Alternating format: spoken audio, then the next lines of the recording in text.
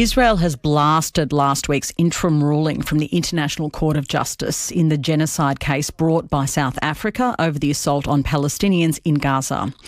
The court did not issue an order for a ceasefire, but the ruling requires Israel to take all measures to prevent genocidal acts in Gaza. It also requires Israel to avoid killing, causing physical or psychological harm to Palestinians, or inflicting living conditions in a way designed to bring about the end of their existence in Gaza. Mark Regev is a senior advisor to Israeli Prime Minister Benjamin Netanyahu, and I spoke to him a short time ago. Mark Regev, welcome to the program. Thank you for having me. The court didn't call for a ceasefire, but it is telling Israel to uphold principles of international law designed to avoid a genocide. What will Israel and the IDF do differently as a result of the ruling? Well, we are a democratic country, as you know, and we uphold international law, both the laws of armed conflict and international humanitarian law. Our enemy are the brutal Hamas terrorists, not the civilian population of Gaza.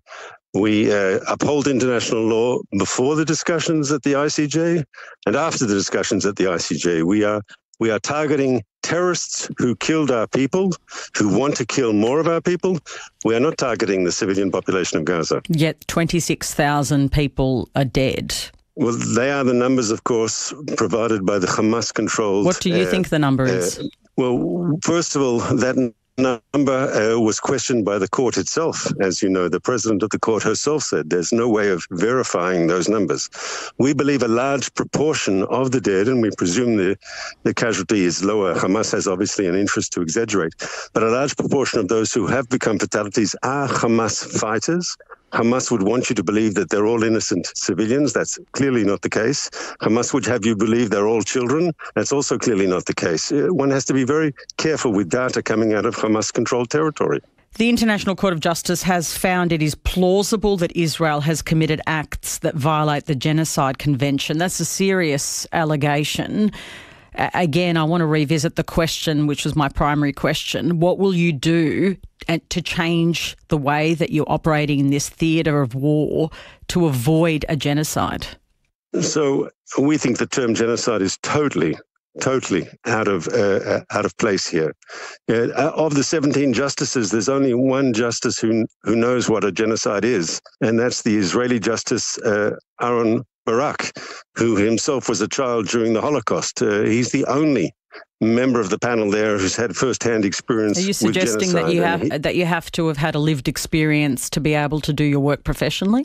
No, but I am saying that people who know what a real genocide knows that using the word in the context of the conflict against Hamas in Gaza is warped. Are you really suggesting that the ICJ doesn't know what a genocide is? Well, it's clear so far they've made no ruling that Israel is in any way guilty of genocide. Well, they say there's a risk agreed to hear the case. Well, what does that mean?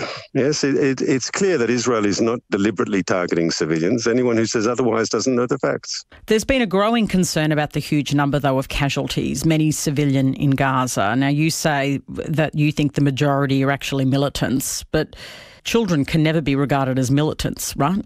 Correct. I agree with that in principle, but I'd ask you a question. There have been many children that are victims. Is that right? So we don't know the precise numbers because, once again, all the numbers we're receiving are from Hamas. But I would ask you the following. Is a 17-year-old who's a member of Hamas with a gun, is he a child?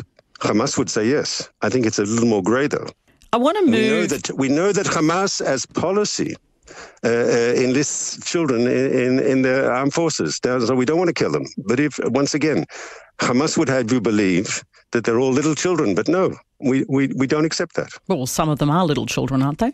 But when you have to ask a more difficult question, which is where there have been cases of children caught up in the crossfire and killed, and it's a tragedy. No one wants to see it. Israel, when that happens, that's a mistake. That's something we regret. Yet Hamas deliberately uses Gaza's children as human shields for its war machine. Not just Israel says so. The European Union has said so. The Great Britain has said so. The United States has said so. Hamas deliberately embeds its military machine in hospitals, in civilian neighborhoods. Even under that logic, the children continue to be the victims. that logic or the logic that they're being targeted, either way, they lose under every scenario. Well, unfortunately, they suffer under this terrible Hamas regime that started this war, that forced this war upon us, a war that Israel didn't want. And this could all be over tomorrow if Hamas just laid down their weapons and returned our hostages. I want to move to the aid situation, if we can. The Commissioner General of UNRWA, Philippe Lazzarini, said in a statement, our humanitarian operation on which 2 million people depend as a lifeline in Gaza is collapsing. I'm shocked such decisions are taken based on alleged behaviour of a few individuals, and as war continues, needs are deepening and famine looms. Now, there have been many criticisms about what will happen now if aid is suspended. Is this collective punishment based on the actions of staff members who may be complicit? Because there are clearly many others who are not.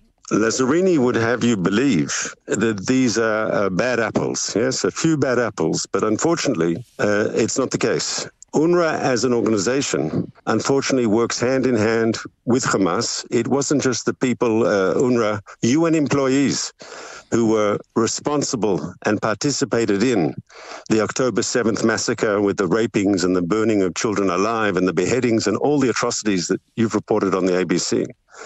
But there were other examples. UNRWA school teachers, paid by the UN, school teachers paid by the United Nations. You'd think they'd be teaching young people in coexistence and peace, but no.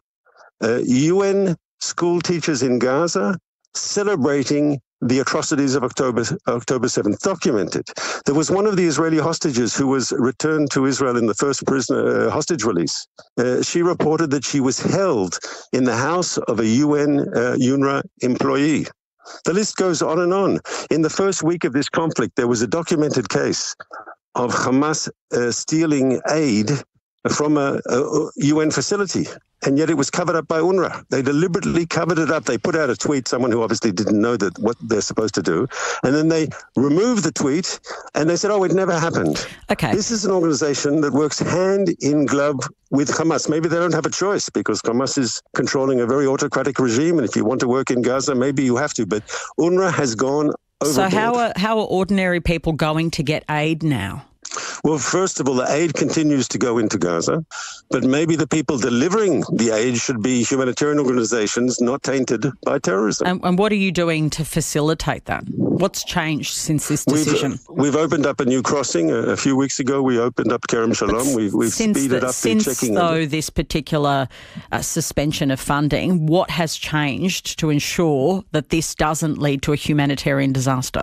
So I think it's incumbent on the organizations to show that they have no relations with terrorists. Why would anyone want to fund an organization that tolerates people in its organization? They have said they'll take action against the militants. They're investigating. They are taking action. Only because they've been forced to. Let's be clear about that. Well, evidence, you say, has been provided. I'd remind you, if you have been listening to UNRWA statements throughout this crisis, you will see 99.9% of them, it's all against Israel, as if Hamas has not caused any of the problems. What's going on here? There is also reporting this morning that Prime Minister Benjamin Netanyahu has criticised the families of the hostages and said their protest strengthens Hamas. Is that appropriate to be criticising the families of hostages who are suffering so immensely?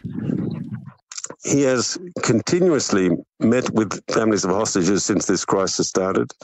We're currently involved in very, very, very difficult negotiations with the United States, with Egypt, with Qatar, to try to secure another release of hostages. I hope it's possible. The hostage families are going through a very, very difficult time with their loved ones held by this brutal terrorist organization, and one can only sympathize with the families. But I think his remarks were that some of the public remarks could have been seen as giving strength to Hamas, that all they have to do is just wait a little longer and then the Israeli side will fall apart and we'll agree to all the Hamas demands. And I think that's what he was saying. Is it appropriate to be criticising people who are actually suffering the most in this crisis, the people who have loved ones who are hostages? Correct. And you have to understand what they're going through. Not only did they see the Prime violence Minister that Hamas perpetrated. not only did they see the violence that Hamas perpetrated against innocent civilians on October 7th, but when the first group of hostages was released in November, they reported of tales of physical, of sexual, of psychological abuse. They forced young children to take psychiatric drugs. They forced them to watch pictures of the October 7th massacre. Of course, these families are very worried about their loved ones. Who wouldn't be in their situation? We're out of time. Thank you for joining us. Thank you for having me. Mark Regev is a senior advisor to Israeli Prime Minister Benjamin Netanyahu, and you're listening to ABC RN Breakfast.